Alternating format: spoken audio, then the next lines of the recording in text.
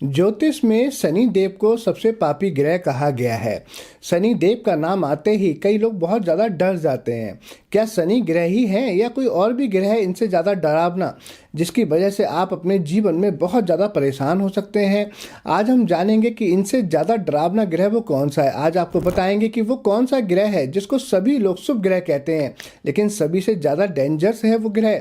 अगर वह ग्रह आपका शुभ हो तो बहुत ही अच्छा है, लेकिन अगर अशुभ हो तो मृत्यु के द्वार तक पहुंचा देता है। आपसे जीवन में बहुत सारे गलत काम करवा सकता है। शनि देव से डरने की जरूरत तो केवल उन लोगों को होती है जो किसी का हक मारते हैं, किसी का धन रख लेते हैं, क्योंकि शनि देव जो है वो न्याय के देवता हैं। भले ही कोई व्यक्ति किसी का धन रखकर अभी के लिए अमीर बन जाए, लेकिन जब शनि की दशा आएगी उसके जीवन में या शनि की 7.5 आएगी तो उस समय पर उसको संपूर्ण भरपाई करनी ही पड़ेगी। शनि नीरस ग्रह हैं। शनि विरक्त की भावना उत्पन्न करने वाले ग्रह हैं। आध्यात्म की तरफ आपको मोड़ देते हैं ऐसे ग्रह हैं। रामकृष्ण परमहंस जैसे असली संत शनि ग्रह की ही देन है। आप सभी जानते हैं चंद्र ग्रह शुभ ग्रह है। चंद्र ग्रह को शुभ ग्रह के रूप में माना गया है, लेकिन क्या आपको पता है शनि राहु केतु मंगल सूर्य बेकार में ही बदनाम है। सबसे ज्यादा खतरनाक तो चंद्र ग्रह हैं। कैसे, आज आपको समझाएंगे। सबसे ज्यादा डेंजर चंद्र ग्रह इसलिए हैं क्योंकि ये मन के कारक ग्रह हैं, और जब ये अशुभ होते हैं तो बहुत पीड़ित होते हैं। तब क्या करते हैं, आपका मन बहुत ज़्यादा खराब कर देते हैं, आपका मन बहुत ज़्यादा दुखित कर देते हैं, आपके मन में बहुत ज़्यादा नकारात्मकता आने लगती हैं। आप कई बार तो खुद को ख़त्म करने की सोचने लगते हैं। कई बार इसके कारण आप कोई गलत निर्णय ले लेते हैं। बलात्कार जैसे जघन्य अपराध तक लोग कर डालते हैं। चंद्र ग्रह अगर बलवान ना हो, ये कम डिग्री के हों या बहुत ज़्यादा पीड़ित हों, तब आप बहुत ज़्यादा दुखी रहते हैं, और उसी दुखी मन के कारण आप जीवन में कई बार अपना बहुत नुकसान कर लेते हैं। आपके मन में एक अननोन फियर सा रहता है। आपसे पूछा जाएगा कि आपके मन में वो डर क्या है, आप बता नहीं पाएंगे। आप कहेंगे बस मेरे मन में एक डर है, मैं दुखी रहता हूँ, डरता रहता हूँ। एंजाइटी पैदा कर देते हैं, बहुत ज़्यादा आपके मन में भ्रम पैदा कर देते हैं। तब आज हम आपको बताएंगे कि चंद्र किस तरह से खराब होते हैं और चंद्र को ठीक करने के लिए आपको क्या करना चाहिए। वो एक ऐसा सटीक उपाय कि आपके चंद्र कितने भी अशुभ हो आपकी कुंडली में, वो शुभ फल देना शुरू कर देंगे, और आप इतना खुश और प्रसन्न रहेंगे कि आप जीवन में बहुत कुछ कर पाएंगे। क्योंकि एक खुश और सशक्त मन ही जीवन में कुछ अच्छा कर सकता है। एक सशक्त मन ही जीवन में आगे बढ़ सकता है।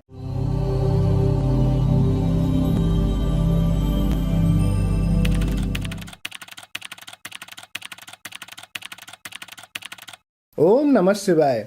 मैं हूं आष्टु भाग्यराज गुप्त। स्वागत है आप सभी का आप ही के चैनल एस्ट्रोलॉजर एबी में। मेरे सभी व्यूअर को मेरा प्यार भरा नमस्कार। आज की जो जानकारी है बहुत ही खास है, ये आपके लिए बहुत ज़रूरी है।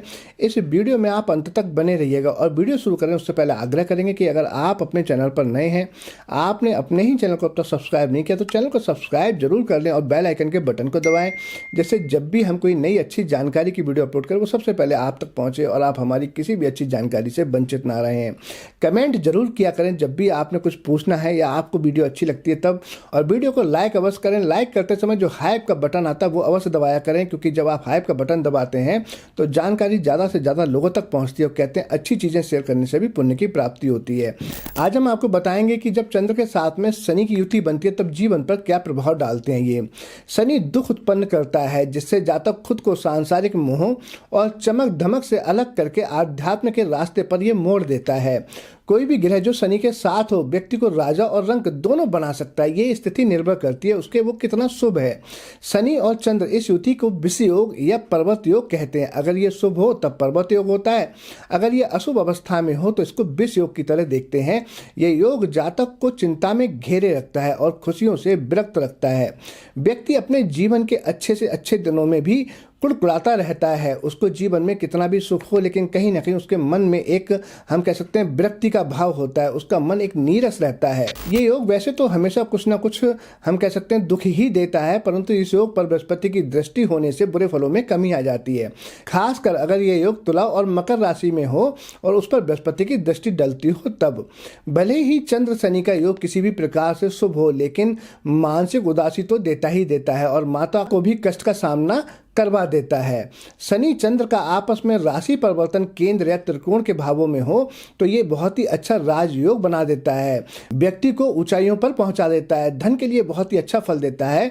वृश्चिक लगन हो, स्कॉर्पियो असेंडेंट हो और उनके लिए शनि चंद्रमा का राशि परिवर्तन हो तो बहुत ही अच्छा योग मैंने देखा है। ये बहुत ही अच्छा धन प्रदान करता है। कभी भी आप जब भी देखें कि वृश्चिक लगन है और शनि चंद्रमा आमने सामने बैठे हुए हैं, उनका राशि परिवर्तन हो रहा है या किसी भी तरह से और शुभ योग बना रहे हैं तो ये बहुत ही धन देते हैं। शनि चंद्रमा और माँ से रिश्ते कैसे रहते हैं वो बताते हैं। योग बताता है कि जातक या जातका ने पूर्व जन्म में किसी स्त्री या लड़की को सताया था या नुकसान पहुंचाया था। उसकी पीड़ा इस कदर थी कि इस बार उस स्त्री ने संतान के रूप में जातक को जना है और उसकी मां बनकर इस जन्म में उसके साथ आई है। अन्यथा वह स्त्री ने ही पूर्व जन्म में जातक को ऐसा सताया था कि वह इस जन्म में उसकी संतान बनकर आई है। इस युति में जातक व जातका के संबंध अपनी मां से अच्छे नहीं होते हैं। आर्थिक तंगी का सामना हमेशा करना पड़ता है। अगर ऐसा है तो इसका लक्षण ये माना जाए कि शनि चंद्र से ज्यादा मजबूत है। अगर चंद्र शनि से ज्यादा मजबूत है तब ऐसी स्थिति नहीं होगी। किसी किसी मामले में माँ जल्दी गुजर जाती है और किसी किसी मामले में वह बहुत लंबी जीती है। बदले के रूप में या माँ का जवानी में विधवा हो जाना ऐसा भी देखा जाता है। 14 वर्ष की उम्र में यह योग बहुत इफेक्टिव होता है। जिनके होरोस्कोप में चंद्र शनि की युति होती है तो आप देखेंगे 14 साल की उम्र में उनके साथ में कोई ना कोई घटना अवश्य घटती है। इतनी अधिक मानसिक चिंताओं की वजह से जातक आध्यात्म का रास्ता और व्रत का रास्ता चुनना पसंद करता है। इस योग को बड़ी सावधानी से परखना चाहिए। सभी को एक जैसे फल नहीं मिलते हैं। दूसरे ग्रहों की दृष्टियां कहाँ पड़ रही हैं, आपका लगन कौन सा है, आपका नक्षत्र कौन सा, ये भी बहुत ज़्यादा महत्वपूर्ण होता है। लेकिन कुछ बातें हमेशा सेम होती हैं। अब चंद्र को कैसे शुभ कर सकते हैं वो बताते हैं, क्योंकि चंद्र का शुभ होना जीवन में बहुत जरूरी है।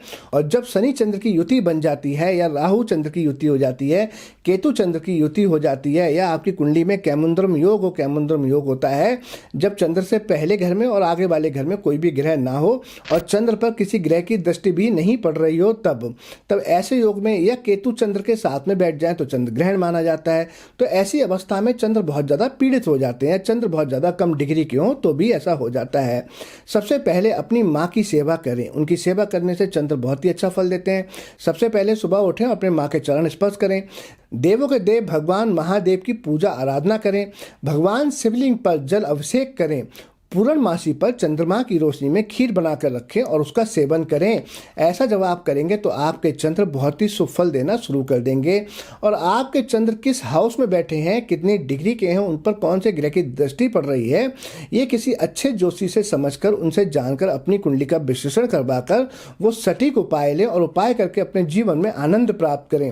मुझे विश्वास है आपको ये जानकारी पसंद आएगी। अगर जानकारी अच्छी लगे तो कमेंट करें, वीडियो को ज़्यादा से ज़्यादा शेयर करें, लाइक करें। इसी के साथ मैं अपनी वाणी को विराम दूंगा और बहुत जल्दी आपसे फिर मिलेंगे एक नई जानकारी के साथ। तब तक मुझे इजाजत दीजिए। नमस्कार।